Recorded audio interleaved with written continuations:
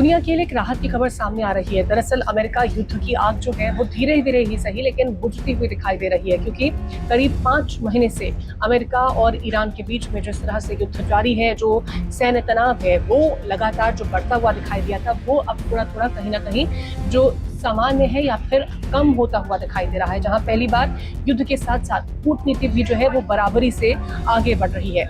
America की बात करते हैं तो अमेरिका ने लगभग 2 हफ्तों तक लगातार हवाई हमले करने के बाद फिलहाल अपने जो हमले हैं, जो अपनी एयर स्ट्राइक्स हैं, उनको रोक दिया है। दूसरी अगर बात करते हैं ओमान की, तो मध्यस्थता में दोनों देशों के बीच में बातचीत जो है वो उसका सिलसिला भी जो है वो तेज होता हुआ दिखाई दे रहा है। पहले के मुकाबले जिस तरह से जो युद्ध था वो कहीं ना कहीं और भी ज्यादा आक्रामक होता हुआ दिखाई देता था, लेकिन अब वो धीरे धीरे सामान्य होता हुआ दिखाई दे रहा है। बातचीत जो है वो होती हुई दिखाई दे रही है। हालांकि सवाल अब ये भी है कि क्या ये जो युद्ध है वो खत्म होने की शुरुआत हो चुकी है, या फिर अगले बड़े हमले से पहले का ये कोई एक संकेत है, या फिर ये विराम माना जा रहा है। क्योंकि पिछले कुछ दिनों तक अमेरिका ईरान के अलग अलग जो सैन्य ठिकाने हैं, चाहे तटीय रक्षा प्रणाली हो, चाहे फिर उनका जो इम्पोर्टेंट इंफ्रास्ट्रक्चर एरियाज रहे हो, उनको निशाना बना रहा था, उनको तबाह करने की कोशिश कर रहा था। बयान भी लगातार जो राष्ट्रपति डोनाल्ड ट्रंप है वो ऐसे दे रहे थे कि ऐसा हमला करेंगे कि पाषाण युग में चला जाएगा। जबकि ईरान भी स्ट्रेट ऑफ हॉर्मुज में जहाजों पर जो हमले हैं वो कर रहा था, समुद्री रास्तों पर जो नियंत्रण था उसको बहुत ज्यादा कड़ा कर रहा था, मजबूत कर रहा था। लेकिन अब जो हालात हैं वो कुछ जो है वो बदलते हुए, नरम होते हुए दिखाई दे रहे हैं, क्योंकि अमेरिका ने लगातार 13 रात तक हमला करने के बाद पहली बार जो स्ट्राइक है, अपनी एयर स्ट्राइक, उसको रोक दिया है। फिलहाल के लिए वहां पर विराम जो है वो लगाता हुआ अमेरिका दिखाई दे रहा है। वहीं ईरान की बात करते हैं तो ईरान ने भी अमेरिकी सैन्य ठिकानों वाले जो पड़ोसी देश है, जहां पर जवाबी कार्रवाई लोगों लगातार कर रहा था, उन पर भी जो अपनी हमले करने की जो गति है वो फिलहाल के लिए धीमी कर दी है। ओमान की जो मध्यस्थता में बातचीत आगे बढ़ रही है और दोनों देशों के बीच में जो अंतरिम युद्ध विराम की जो शर्तें हैं उन पर चर्चा की जा रही है, क्योंकि लगातार बातचीत जो है वो ट्रंप ये कह रहे थे कि बातचीत जो है वो हम करने के लिए तैयार हैं। यानी पहली बार दोनों पक्ष के साथ जो है वो जो भी लड़ रहे थे उनकी जो बातचीत है वो अब होती हुई दिखाई दे रही है। सवाल ये भी है कि क्या अमेरिका जो अब है वो युद्ध नहीं चाहता है? ऐसा बिल्कुल भी नहीं है, और ये कहा भी नहीं जा सकता है कि अमेरिका जो है वो युद्ध नहीं चाहता, क्योंकि राष्ट्रपति डोनाल्ड ट्रंप ने साफ कहा है कि उनके सामने दो ही विकल्प है। पहला ये है कि सैन्य कार्रवाई जारी रखें, ईरान को लगातार कमजोर करें, ये पहला विकल्प जो है वो अमेरिका बता रहा है। दूसरा विकल्प जो है अमेरिका का वो ये है कि बातचीत के जरिए समझौते तक पहुंचना है। ट्रंप का यह कहना है कि फिलहाल दोनों रास्ते जो है वो खुले हुए हैं, यानी जो ईरान चाहता है उस पर हम टिक सकते हैं। यानी अमेरिका ने युद्ध छोड़ा नहीं है, बल्कि बातचीत का जो है एक और मौका दिया है, क्योंकि हर बार अमेरिका ये कहता है कि हम बातचीत के जरिए जो मांगे हैं, जो दोनों पक्ष की है, वो उस पर कहीं ना कहीं बातचीत रखना चाहते हैं आखिर। लेकिन सवाल ये ट्रंप चाहते क्या है, क्योंकि विशेषज्ञ ये कहते हैं कि ट्रंप का लक्ष्य जो है वो सिर्फ सैन्य जीत हासिल करना नहीं है, बल्कि ईरान को बातचीत की मेज पर मजबूत करना है। और उनकी ये रणनीति है कि जो अमेरिका की शर्तें हैं उस पर ईरान माने। इसी रणनीति के तहत पहले लगातार हमले किए गए और अब कुछ समय का विराम जो है वो देखने को मिल रहा है, और ये देखा जा रहा है कि ईरान का जो अगला कदम है वो क्या हो सकता है। यानी पहले दबाव बनाया, फिर बातचीत का जो विकल्प है वो अमेरिका दे रहा है। ईरान क्या चाहता है इन सब के बीच में, क्योंकि अमेरिका की जो चाहत है वो हमने दो विकल्प सुने। ईरान क्या चाहता है, दरअसल ईरान की जो स्थिति है वो थोड़ी जटिल नजर आती है। एक तरफ उसका कहना है कि अमेरिका के साथ कोई औपचारिक जो वार्ता है वो नहीं चल रही है, कोई बातचीत जो है हम दोनों देशों के बीच में नहीं चल रही है, क्योंकि हम उनकी शर्तों पर मंजूर नहीं होने वाले हैं। वहीं दूसरी तरफ ईरान ने ये भी स्वीकार किया है कि ओमान के साथ जो तकनीकी स्तर पर जो बातचीत हुई है उसमें जो प्रगति है वो देखने को मिल रही है।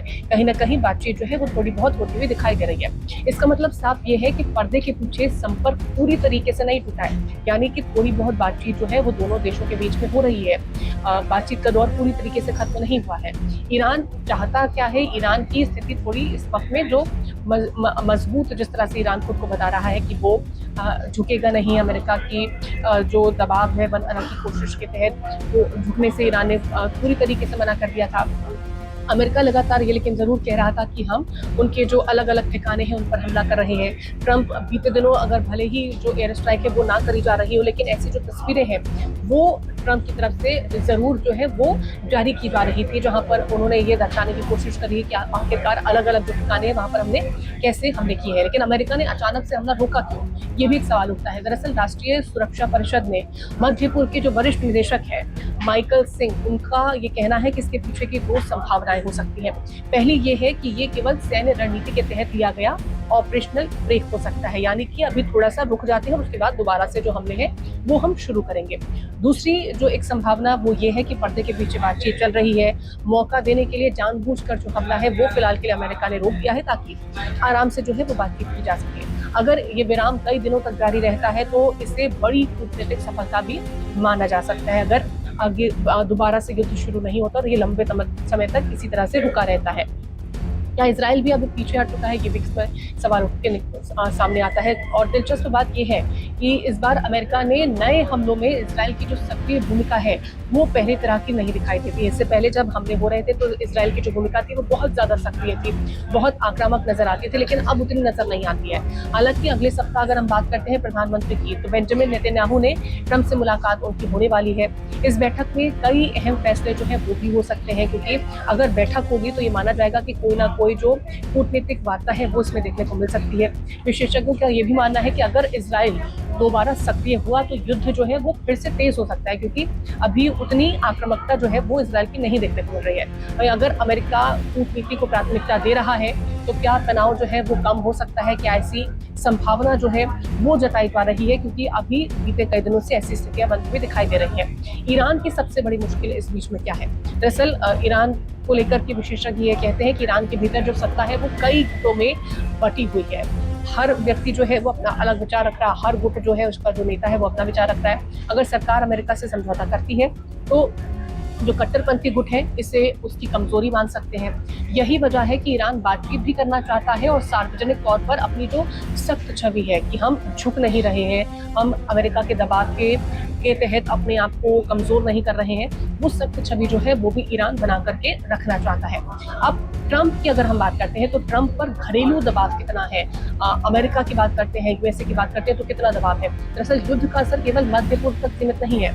अमेरिका में जो पेट्रोल है वो महंगा हो गया है, महंगाई अमेरिका में भी बढ़ रही है। इसका असर भले ही अलग अलग देशों में दिखता है, लेकिन अमेरिका में भी ये है। खाद्य पदार्थों की जो कीमतें हैं उन पर असर पड़ता हुआ दिखाई दे रहा है। और इतना ही नहीं है, इसी साल अमेरिका में मध्य अवधि में जो है वो चुनाव होने वाला है। विपक्ष का यह आरोप लग रहा है कि लंबा युद्ध जो है वो रिपब्लिकन पार्टी को नुकसान पहुंचा सकता है। और ट्रंप का ये भी कहना है कि मैं चुनाव की वजह से जो है जल्दबाजी में फैसला नहीं करूंगा, यानी कि चुनाव को मैं उतनी प्राथमिकता भी नहीं दे रहा हूँ, मैं जल्दबाजी में कोई फैसला नहीं लेने वाला हूँ। जो भी होगा चुनाव बाद में होगा, पहले सही फैसला होगा, चुनाव बाद में लिया जाएगा। या अभी जो खतरा है वो टल चुका है, क्योंकि अभी फिलहाल जो स्थितियां हैं वो सामान्य दिख रही हैं, बातचीत जो है वो की जा रही है, तो खतरा नहीं टला है। इसी बीच में यमन के हूती विद्रोही जो है उन्होंने सऊदी अरब पर मिसाइल और ड्रोन से हमले कर दिए। जो बाब अल मंदेब जल डमरू मध्य में भी तनाव जो है वो बढ़ता हुआ नजर आ जाए, यानी कि स्ट्रेट ऑफ हॉर्मुज में जो तनाव है वो बढ़ रहा है। अमेरिकी नौसेना जो है वो ईरानी जो बंदरगाहें हैं उन पर नाकेबंदी जो है वो कर रही है, यानी पश्चिम एशिया अभी भी बेहद जो संवेदनशील स्थिति में है वो बना हुआ है। किसी तरीके से वहां पर जो स्थितियां हैं वो सामान्य होती हुई नहीं दिखाई दे रही है। लेकिन क्या सचमुच अमेरिका और ईरान का युद्ध खत्म होने वाला है? इसका जवाब अभी सामने नहीं है, क्योंकि इसको अभी भी स्पष्ट तौर पर नहीं कहा जा सकता, क्योंकि अमेरिका जो है वो अपने जो एक्शन से वो बहुत जल्दी बदलता है। तो उम्मीद इस बात की जरूर जताई जा रही है कि कूटनीति के जरिए जो युद्ध है वो कहीं ना कहीं रोका जा सकता है। लेकिन अगर जो अभी हमले रुकते हुए दिखाई दे रहे हैं दोनों ही तरफ से, उतने आक्रामकता से नहीं नजर आ रहे हैं, तो ये एक अच्छा संकेत हो सकता है कि युद्ध जो है वो टेबल पर ही सुलझ जाए और अब किसी भी तरीके की एयर स्ट्राइक जो है, जो दबाव है वो ना देखने को मिले। अभी अमेरिका की जो रणनीति है, ईरान की जो रणनीति है, उसे आप कैसे देखते हैं? क्या आपको लगता है कि बातचीत के जरिए जो दोनों देश हैं वो अपनी सुझावों को एक दूसरे के सामने रख सकते हैं? मध्यस्थता का जो रास्ता है क्या उसके जरिए इस युद्ध को रोका जा सकता है? जरूर कमेंट करके बताइए।